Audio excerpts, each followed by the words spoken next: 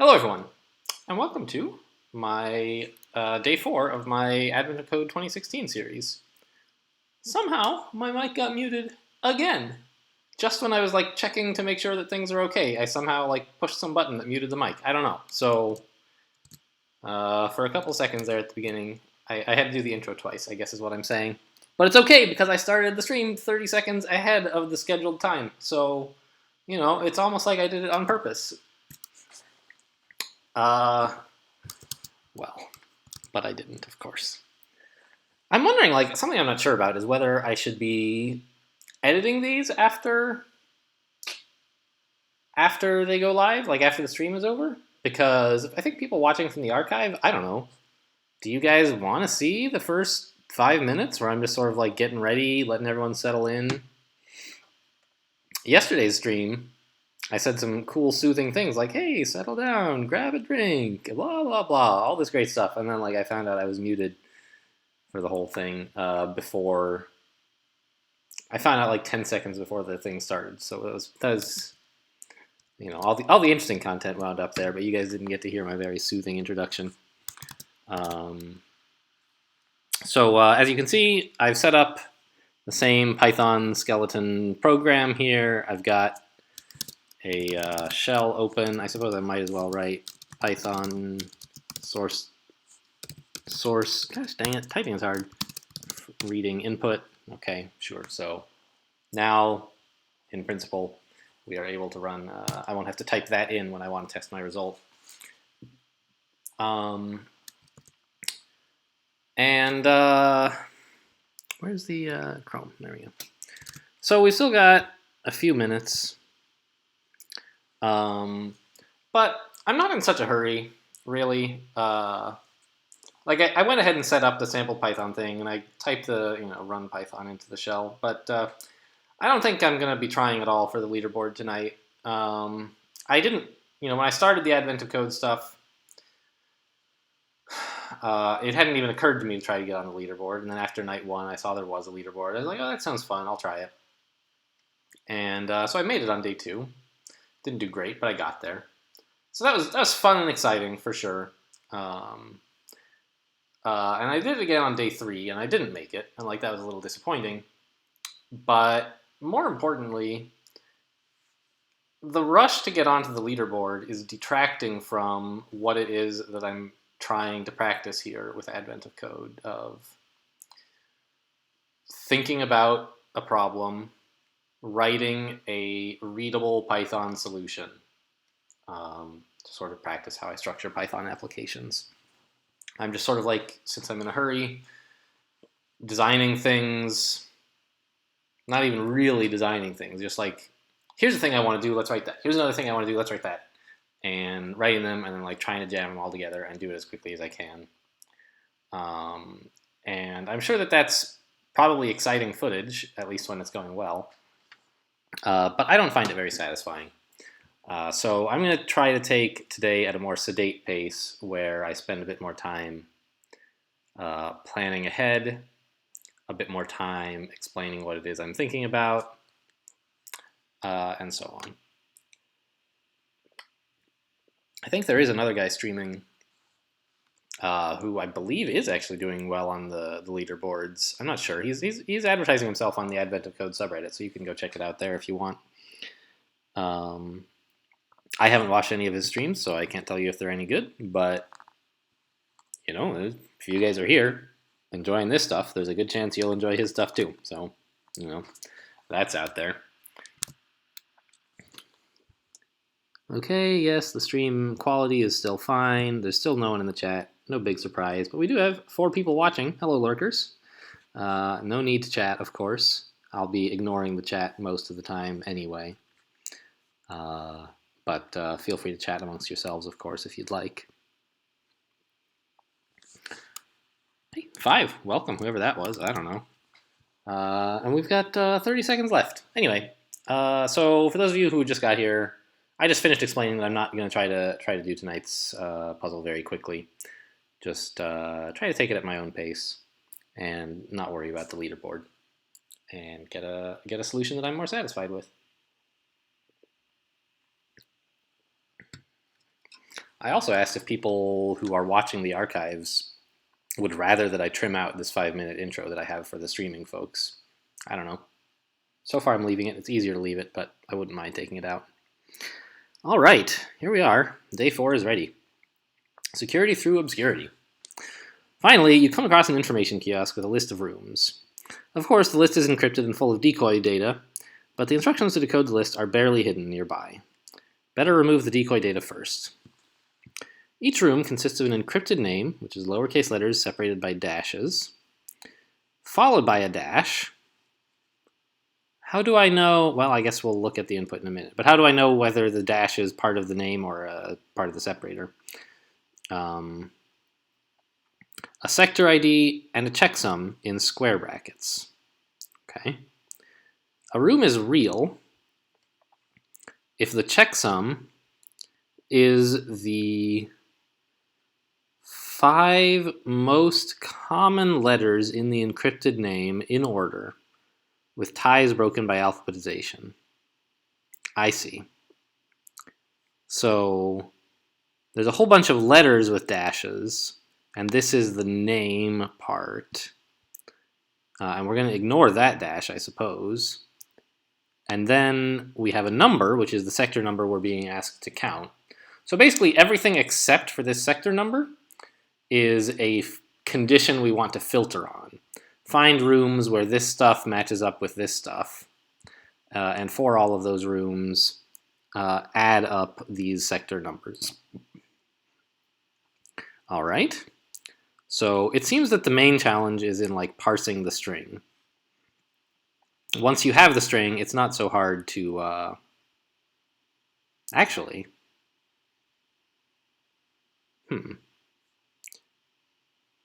We can just not worry about the dashes and just like break everything into the letters on the left and then some numbers and then this, right? So we could like look for the first instance of this in the string. And then to the right of that is the checksum. To the left of that, we separate into letters and numbers. All right. Fine. So let's get our puzzle input. Oh, someone says I didn't realize there was a chat. Hi. Great. So we have a few people hanging out. Good to see. Welcome. All right. So let's grab our puzzle input and just dump it in to this input file. Let me get you guys over to Emacs here. Emacs. Great. Input looks like this, and we're just going to read through each line and find the 3 interesting components. This part is the name. Yeah, okay, fine. Okay, so here we are. I guess what we want first is a function that takes in a name and parses it into 3 components. The name, yeah. So one thing is, you could just say, oh, return all the letters and the checksum and the number as a tuple. But in part 2, we might want to do something slightly different with the name. So I'd rather actually parse it properly into the 3 components and then have another function that takes the name and returns the letter frequency or the expected checksum or whatever.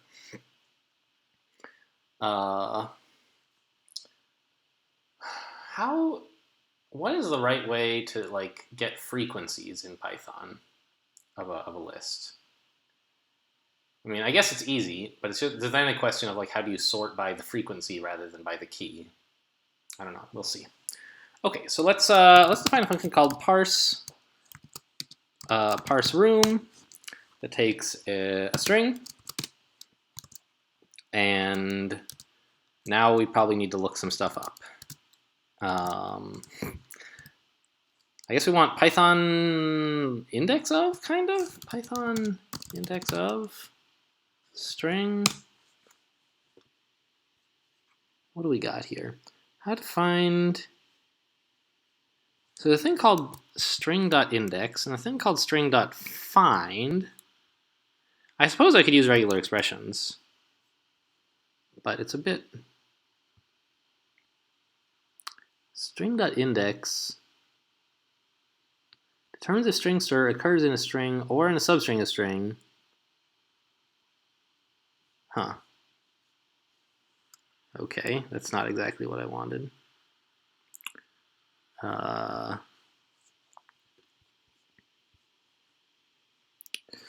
I guess I should show you guys my Chrome window since it looks like I'm going to be here for a while. Here we go. You can update a string, escape characters, string special operators. There's all this formatting stuff. Built-in string methods, okay. Count, decode, encode ends with, we're getting close. Find, index, alnum, digit, len.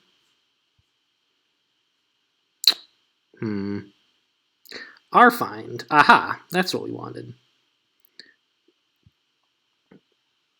Okay, so rfind returns the last index. I could have just searched for like Python stir archer or whatever, like the name of the C function, and someone will have asked, you know, how do you write the C? How do you use the C function in Python? Okay, so it wants a string beginning and ending, and it returns the last index found. Okay, fine. So we'll use that to find the last hyphen.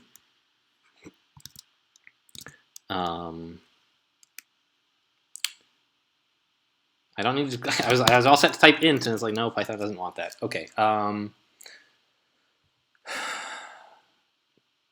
So I guess what we do is last dash equals rfind. Oh, s.rfind. Yes, s.rfind of hyphen. And we'll say name equals s of, and we're going to use some kind of slice here, up to last dash. Yeah, that sounds right. That'll be everything not including the final dash. All right. And that's I still didn't get around to setting up a good Python REPL environment here. Inferior Python or something. Is it, can I just say like metax Python? Like, is that in Python? Oh, okay, cool. Sure. Yes? I don't know. What did I do? I don't know. I tried to run a Python REPL inside Emacs and I didn't do it right, apparently. I'm not going to invest any more time into that. Okay, so I just wanted to like try running parse name on a single input. And so I'm just going to grab this string here.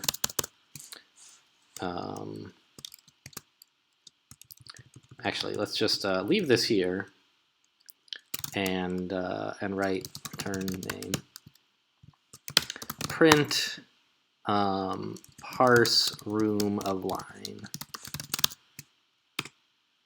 Okay, so that looks about right. Yeah, the last one is all this stuff ending with oh wow, oh wow. And indeed, if we look at it, we got that right. This stuff here is exactly the name that we got. Perfect.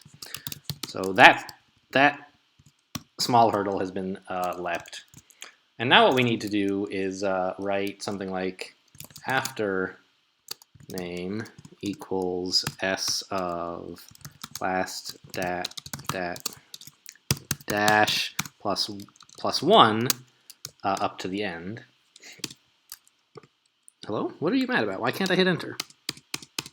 Current buffer has no process. All right, something to do with my having started up a Python REPL apparently, but not doing it right. I'll just kill this buffer. Kill the do I have any Python buffers open that I can kill? Yeah, kill that one. I don't know how to use it. Okay, now please bring me back to my source file, and can I type again? Yes, all right. Oh, man.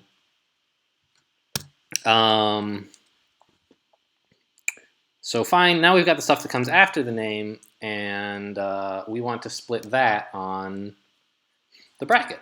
So let's write bracket equals after name dot find of left bracket room, no, what are they called? Sectors? Sector, yeah, sectors. Sector equals int of after name up to the bracket, and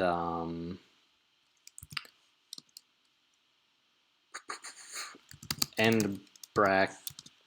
Oh, actually, I don't need that because I know the end bracket will be right at the end of the string, and I can use like -2 or -1 or something.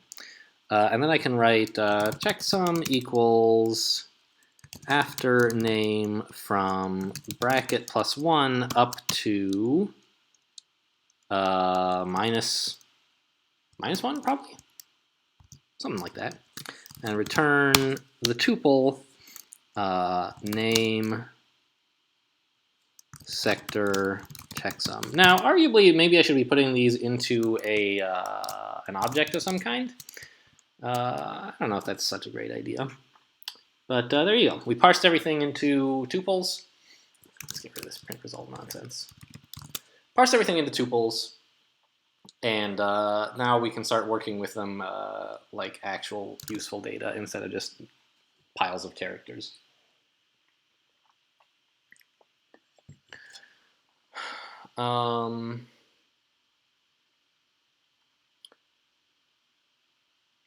You know, I kind of feel like it's going to be pretty useful to have an object so I can refer to like foo.sector or foo.name or whatever instead of having to implicitly destructure them based on name. So I'm going to do that. I'm going to create a class room. I think I could specify object here to say what it inherits from, but I'm not going to. Class room. And you know what? Let's not even write any. Let's not write a constructor for it because we're only building it in one place. And I'll just assign to it. I think you are allowed to do that. Let's try. Room equals room. Room.name equals name. And actually, you know what? Let's just inline this name variable here. Equals this. And we'll write room.sector equals this. We'll write room.checksum equals this. And wipe out these two lines. And just return the room. So does that actually work? Is that a legal way to work with objects in Python? Expected and indented block. Oh, pass. Well, that seems to be okay. Oh, but you can't easily inspect objects. You have to give them a print method or something. That's a little annoying. Well, all right, we'll just say dot name to make sure we're getting this all right, and we are. Okay, well, that's a legal way to make an object. Fine. All right. So now what I want is, like, in Python. Wait, you guys are looking at, yeah, you guys are looking at all the stuff I was typing. Good. I gotta check every so often. So how do we Python frequencies in a list? Perfect. How to count the frequency of elements in a list? Thank you, Stack Overflow. Since the list is orders, group by. All right, so use itertools.groupby, basically, and that gives you the thing you would expect. Fine.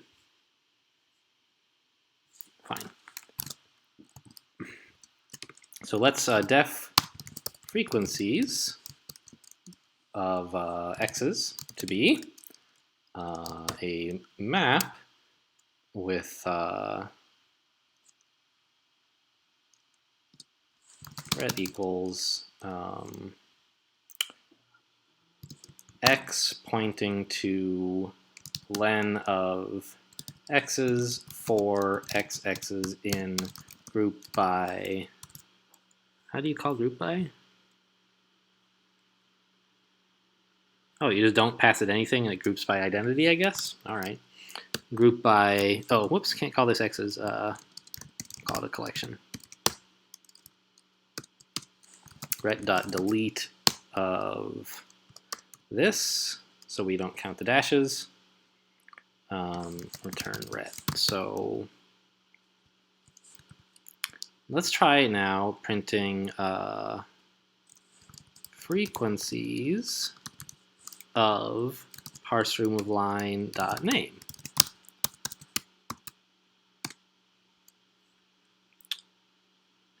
In frequencies in group by, global name group by is not defined. Well, itertools claimed it was grouped by.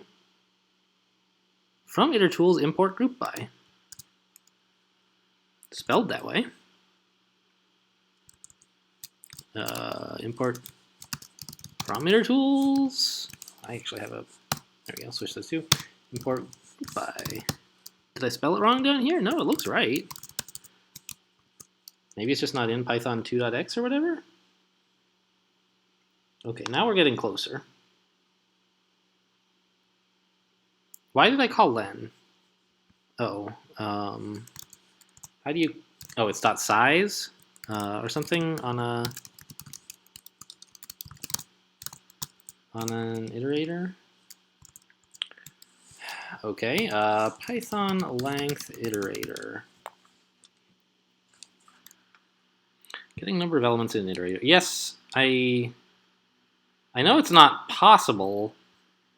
And like you can't do it without destroying the iterator, but I don't mind destroying it. I guess you can just call len of list on it, but then it's like,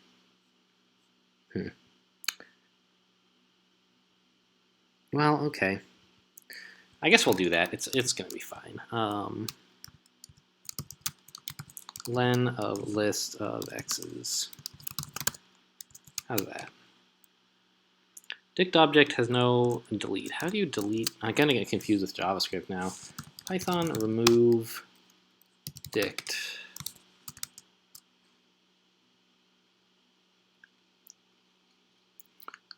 Someone in the chat asks, well, it has a few suggestions. You can check the count of a character in a string by doing the variable.count of a character, but I don't see how that's useful to me. I don't want to count a character. I need to count every character. Asks what operating system I'm using, OS X, and points out that my checksum has an extra character in it. All right, well, we'll figure that out when it comes to it. How do you remove a key from a Python dictionary? Del. Is that right? Pop?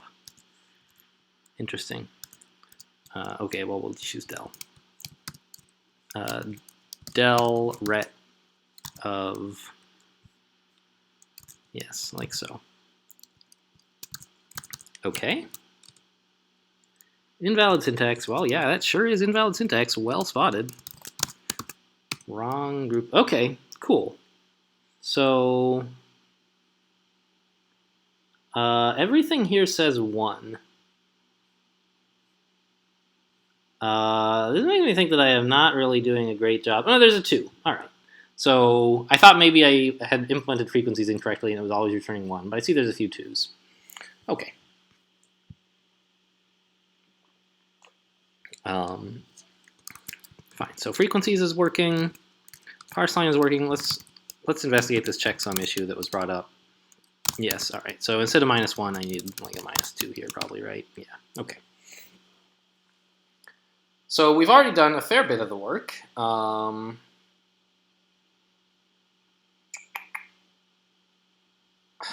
Okay, I'm sure there'll be a million questions on Stack Overflow about Python sort dict by value. I guess that isn't even really going to do it for us, is it? Because we need to break ties by being alphabetical. So I guess I want to sort by like some custom. I want to convert the dictionary to an iterable of its values and then sort those. Or a list of its values, I suppose. And then sort them by a custom comparator.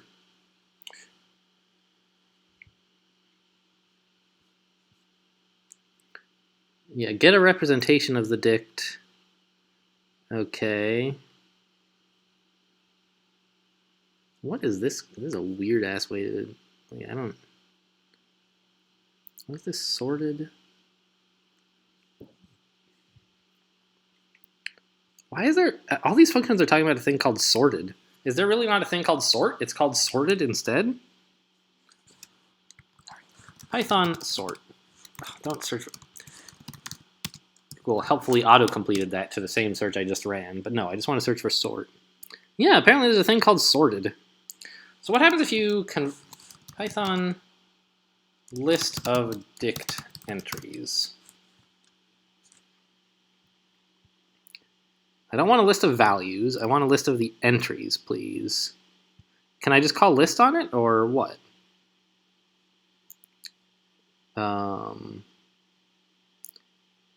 Items? Yeah, that sounds good. The method items returns a list of the key value pairs. Perfect, that's what I wanted. Okay, so now what we need is a def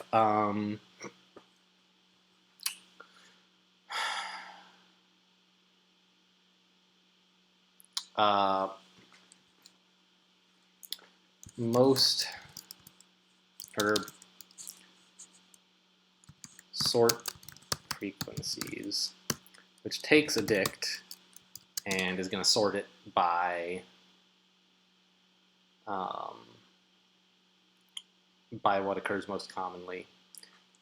Okay, so first thing we're going to do is say that, well, we have already this thing called items. Python custom sort. How do we implement that? Or how? Custom Python list sorting. It takes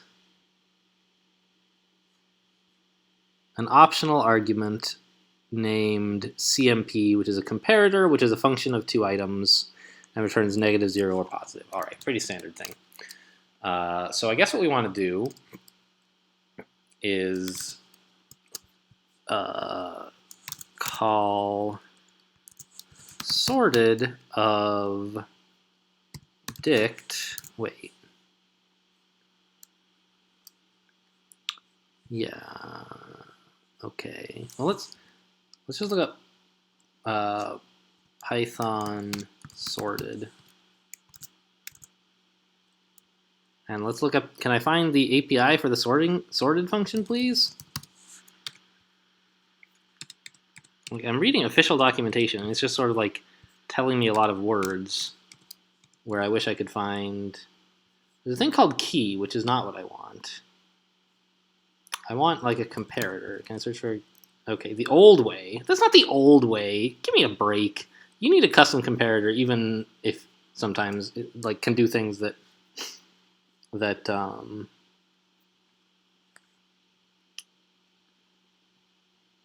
all of the compare parameter. Yeah. Okay.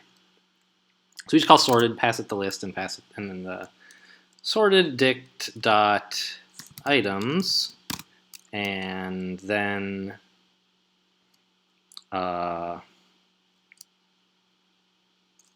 alpha sort, I guess we'll call it, and we'll also def alpha sort of. It's going to take two tuples, so AI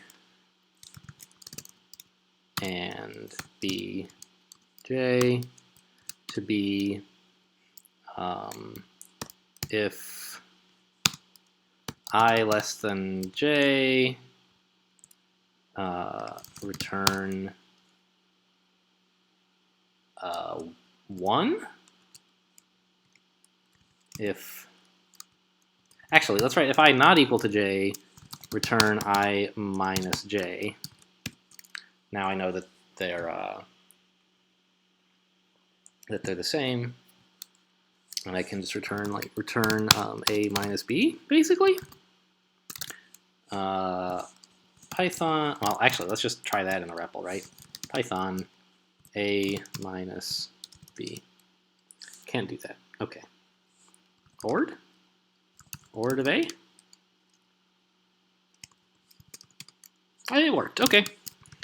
Ord of a minus ord of b. Return this.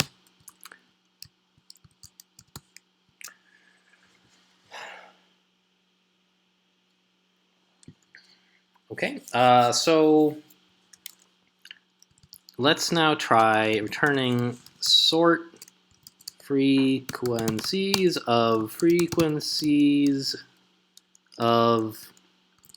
the room's name and see where that gets us. Type error. Items needs an argument? What? Why?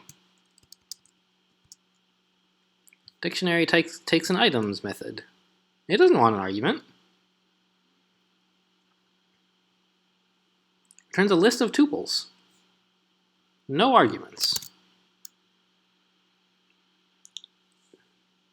Oh, did I forget the parameters or something? No? Oh, haha.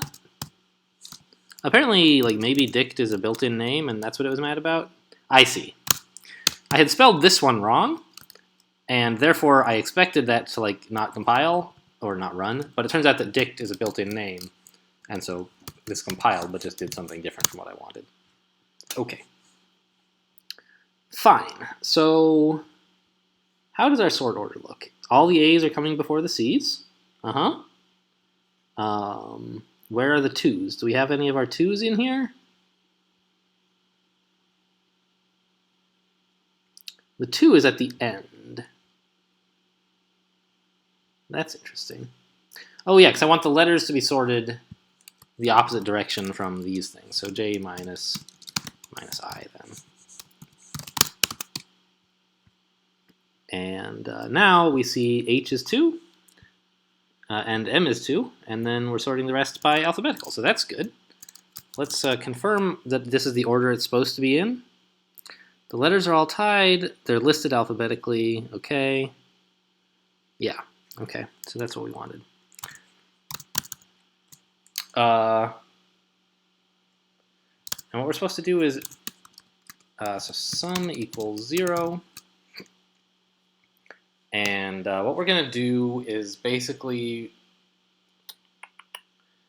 we'll write a function called expected def run checksum of a name, let's say, which computes this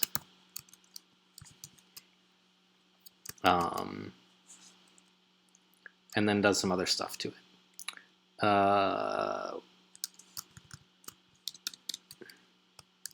And what it does is slice it up to the first 5. Return how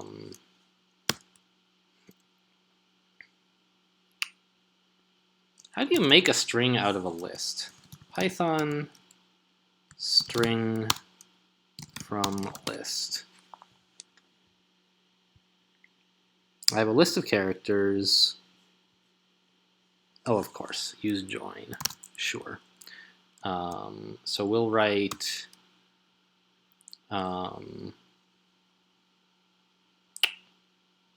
C for Cn in this.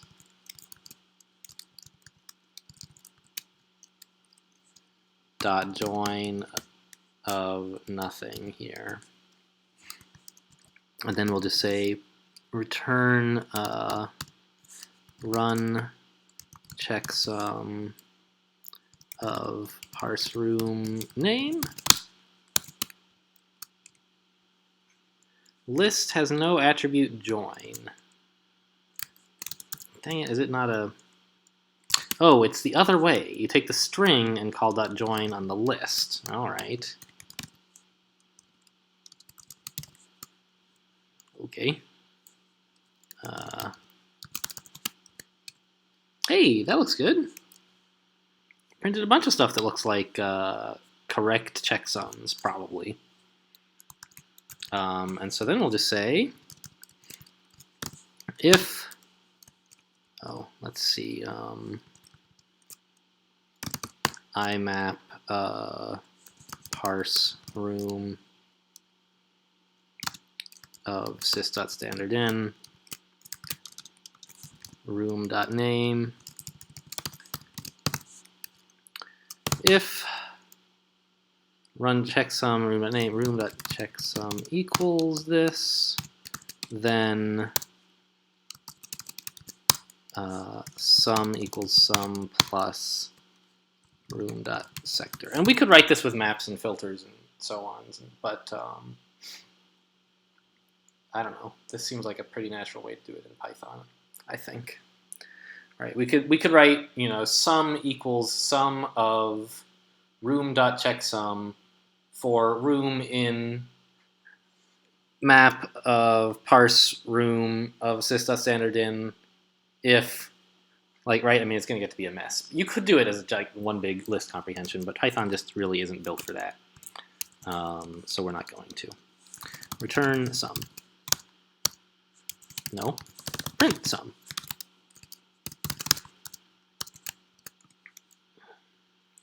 Name IMAP is not defined. Is that not in? Oh. 0. Great.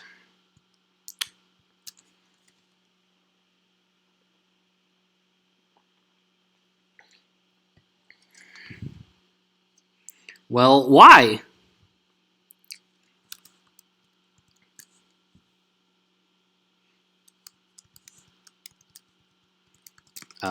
Print room.name. Like, let's make sure we're doing this right. Yeah.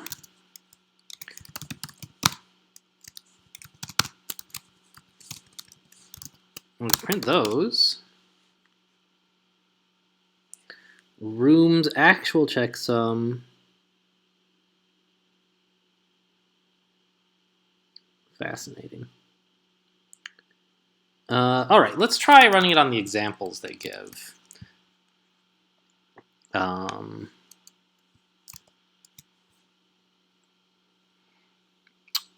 Someone has shown up in the chat to say, got top 100. Well done. Congratulations. So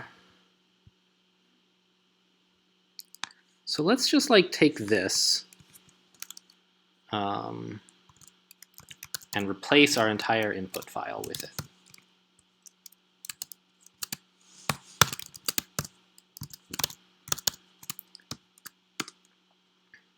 And that actually gives us, it says yes.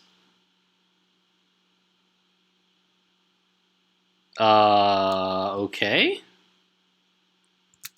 What if we were to add this input?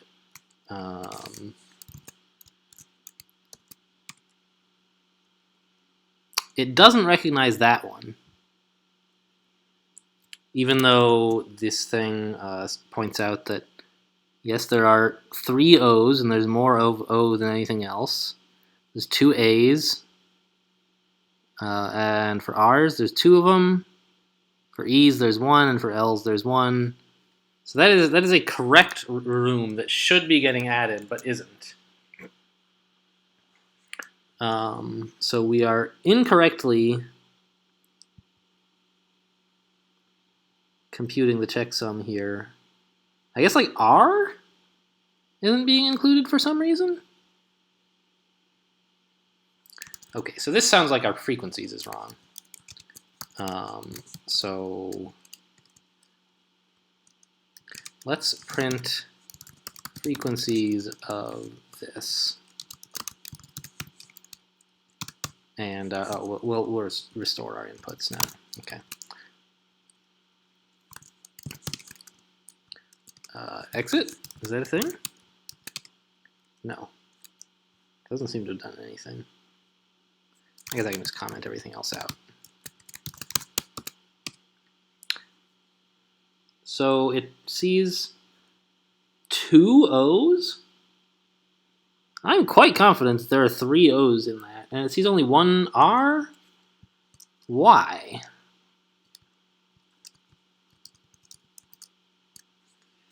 Huh. Alright, well what's group by of that then?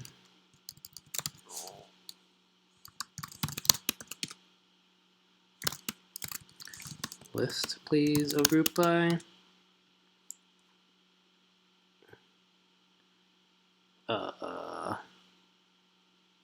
What?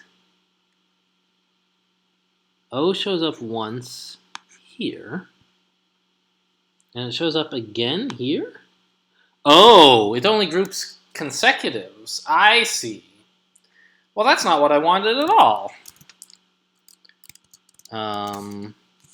Python frequencies in a list. Let's try that again.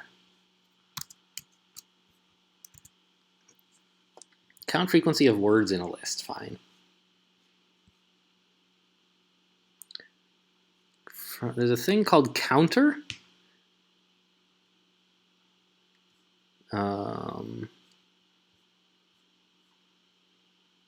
Might be in Python 3, which I'm not running right now. Where counter? It's so weird to make it like a noun, but okay. So let's see if I can import counter. From collections import counter. Are you happy with me running counter? Seems to be okay. All right, so let's implement frequencies better. How do we use counter? Okay, it seems like it's just ret equals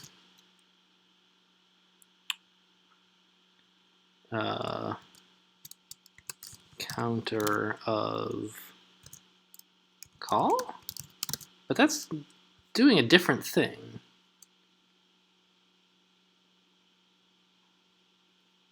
Most common. I guess we then want to call dot values? No.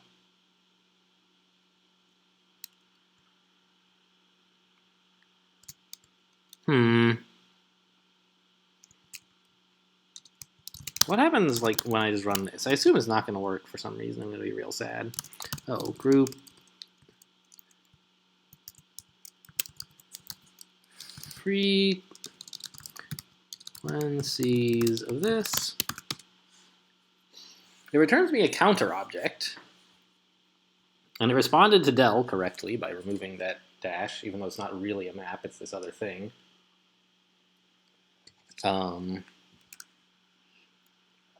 And what if I instead say what is run checksum of this? Will I get anywhere good? I will. Oh, well, it was actually this, of course. O-A-R-E-L. That looks right. Okay. So we were just using something that doesn't actually implement group by correctly. 27.7, 660. That's a plausible sum, I suppose. How'd we do? Nope, it's too low. The sum. So we want only the actual real rooms sum up their sector IDs. What are we missing?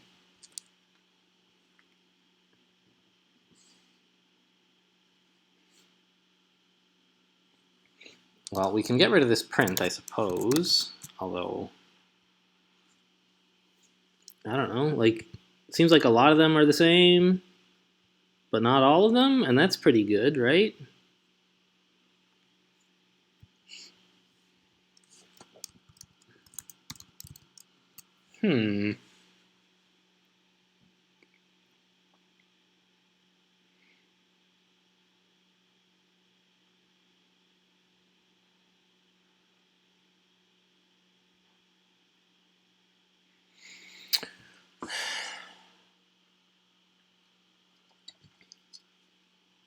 Oh, wait. Is this sorted thing right? Shouldn't it be actually saying like this?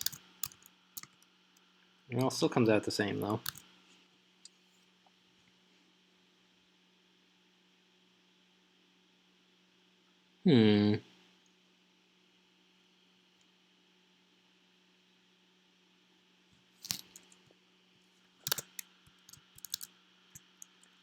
It's not possible that I just typed the solution in wrong, right? That would be quite embarrassing.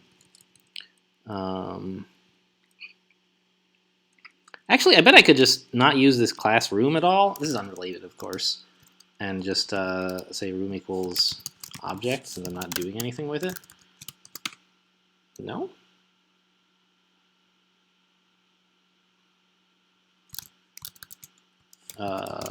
Object?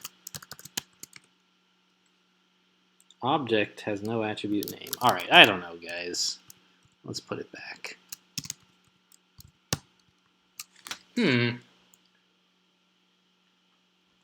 Well, I wish I could find a test case where it's not working to test it on. Let's try looking at one of the outputs.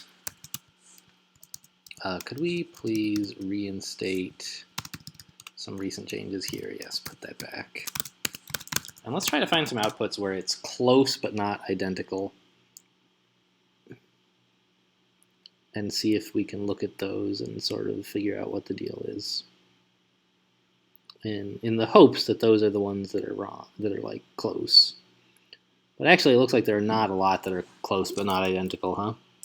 They're basically either right or completely wrong.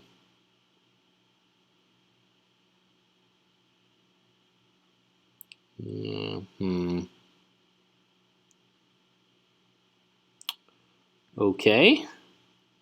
Well, let's just look at, I guess this is the one that is in the file. So let's look at this one.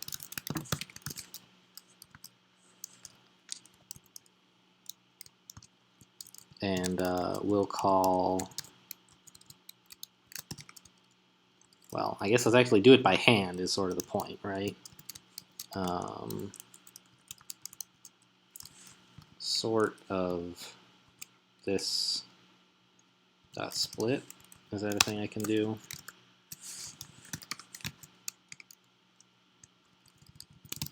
Sorted.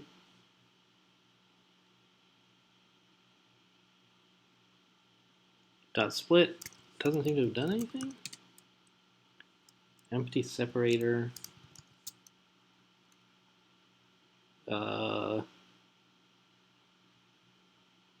Can't I just split by nothing? No? You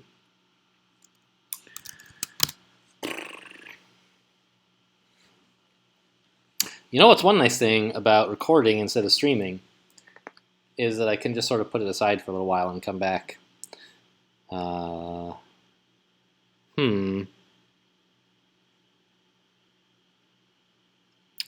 right, well, we can call frequencies on this, I suppose. Print frequencies of this.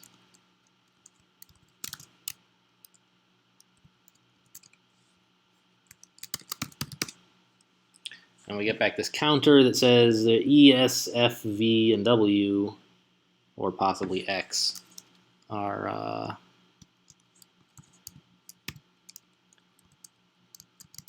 wait, really? I thought E, S, and then something. Okay, E, ESF, right? Yeah, there it is. ESF, V, W. Whereas the thing it's actually listed as having has this like SCZ NT, so it's like totally wrong.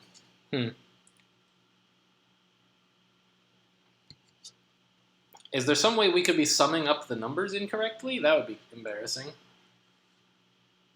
Since that's supposed to be the easy part. Anyone in the chat have something to say? Nah, it's still just still the same messages that were there a while ago. Okay.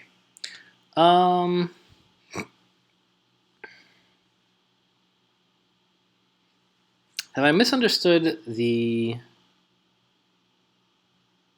requirements somehow. And it looks like no. It doesn't care about the dashes at all. It just wants to know there's 5 A's here and 3 B's here. And here there's 3 O's and 2 A's. Yeah, so we seem to have that down right. This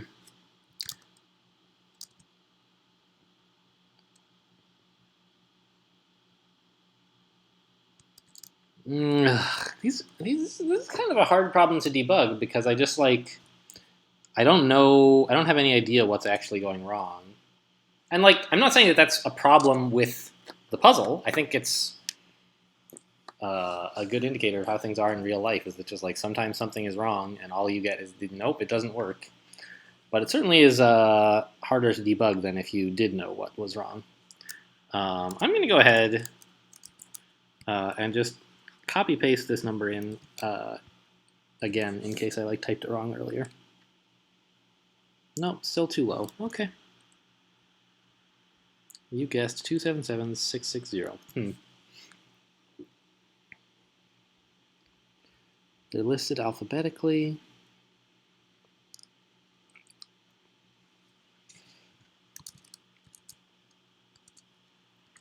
All right, well, let's try another silly thing. And let's copy our input again. Maybe we messed that up. Oh no, we did! Look! There's some stupid crap at the top here. 2 of them are on the same line. Maybe because of something we pasted in for testing? I bet that's it. Oh, don't type it to less, please. Yep, that number is up by a little bit. Okay, well, there you go. Always check your inputs, or your assumptions. I gave an answer too recently. I have 3 seconds left to wait before I can send an answer again. All right, how about now? That's the right answer. Okay, thank goodness. I was going crazy. Everything seemed right. And there was just a problem with the inputs at the top of the... Rank 328. People are going through this one pretty slowly, it feels like. Okay, so let me show you guys part 2. Chrome. Part 2. With all the decoy data out of the way, it's time to decrypt this list and get moving. The room names are encrypted by a state-of-the-art shift cipher, which is nearly unbreakable without the right software. However, the information kiosk designers at Easter Bunny HQ were not expecting to deal with a master cryptographer like yourself. To decrypt a room name, rotate each letter forward through the alphabet a number of times equal to the room's sector ID. Okay. Dashes become spaces.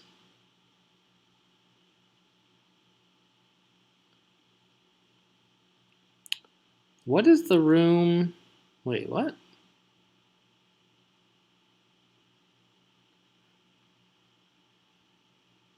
Where North Pole objects are stored? I guess that's something I just have to look at the output of all of the decrypted names of all these things and determine which one is somehow related to the North Pole. Okay. Rotate it a number of times.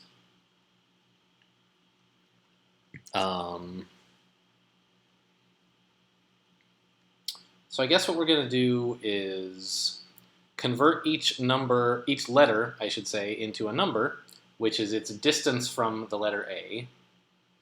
Add the sector ID, take it mod 26, and then add it back to the number A, to the letter A. Fine. Okay, that shouldn't be too bad. Had barred couldn't blah blah. Shouldn't be too bad. Shouldn't be too hard. Okay, so now we can say what? If room.checksum equals this, then first we print the sum. And let's write a decrypt function. Def decrypt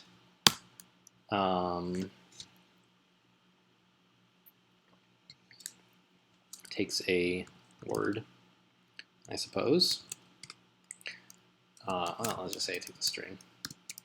And you know what? Let's have it decrypt a character.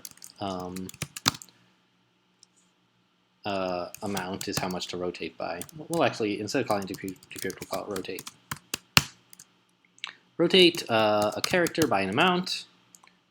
If c equals dash, then we will return a space. Why is this not? Oh, I see. Otherwise,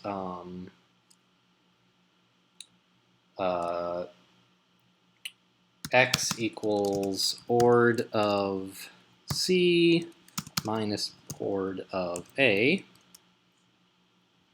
Right? We want to subtract them in that way. Yes, okay. And then say return char of x plus amount mod 26 plus ord of a. Yes, all right. So that's fine.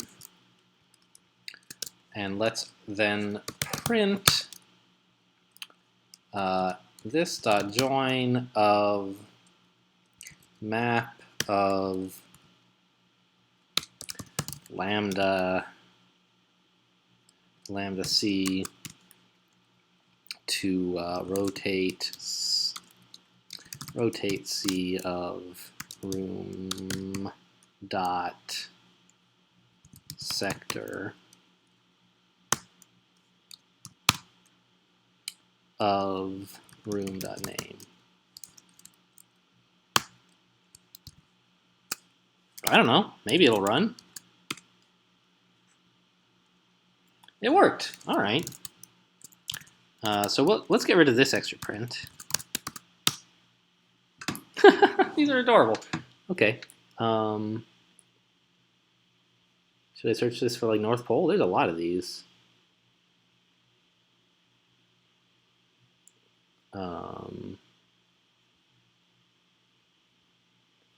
Storage. Wow, there are a lot. Well, let's, I don't know, let's grep this for North or something. Grep North. North Pole object storage. Okay, so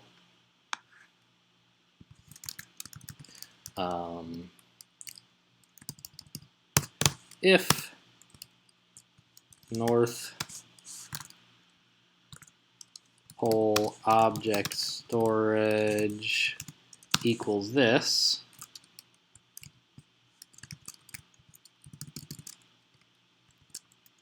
then print the sector ID is what we're supposed to do? Yes. Print room.sector.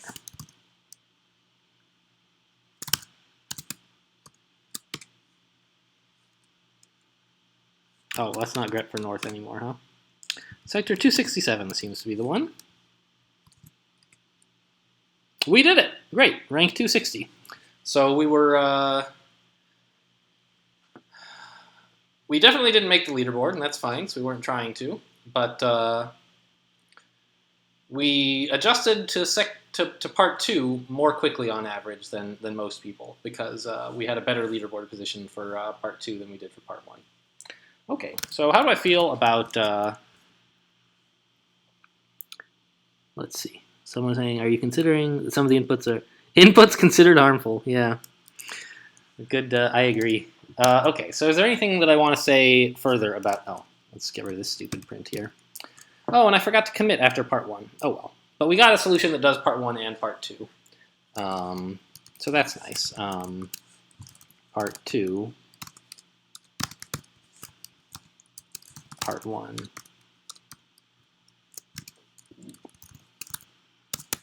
How does that look when run? Looks good.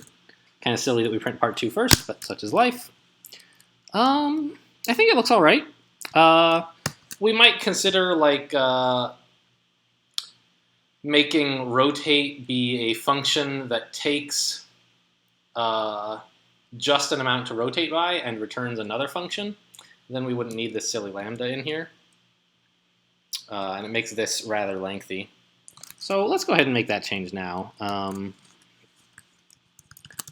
Rotate by amount to be return, or def rotator of C to be this. Hey, why are you not indenting? And return rotator of C, and then we can just write rotate room.sector over room.name. Yes? C. Global object C is not defined. Rotator of amount. So it's kind of annoying that it's like you can't easily return a lambda. What do I have? Like, so I have the string of length 1, but int found? What?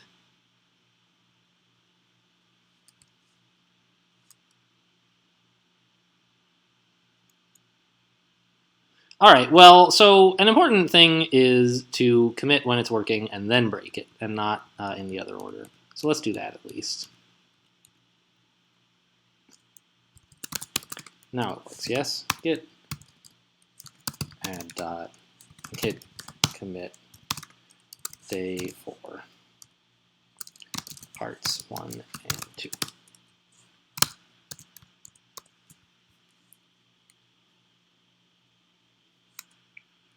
Someone in the chat remarks that they came in 155th and 170th, first time under 200. Well done. Congratulations. Hope you are enjoying both your own solving and mine. And good luck on future days, maybe getting some points. Or just, continue doing as well as you can. That's even more important. I'm a little annoyed that I can't get this rotator thing right. It seems like I ought to be able to just close over the amount, return a function.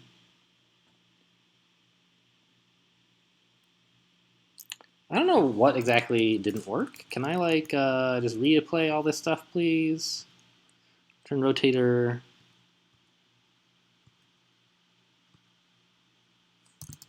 Yeah, that looks right.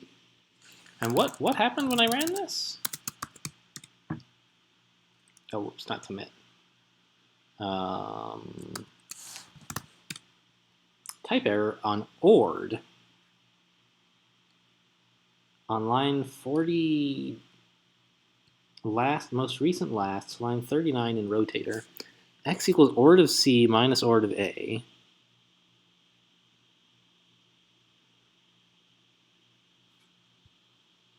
Expected a string of length 1, but found an int. Rotate room of sector should return a function. Oh. Return rotator. It should just close over amount. Yeah, that's better. Okay, cool. So let's commit this as well.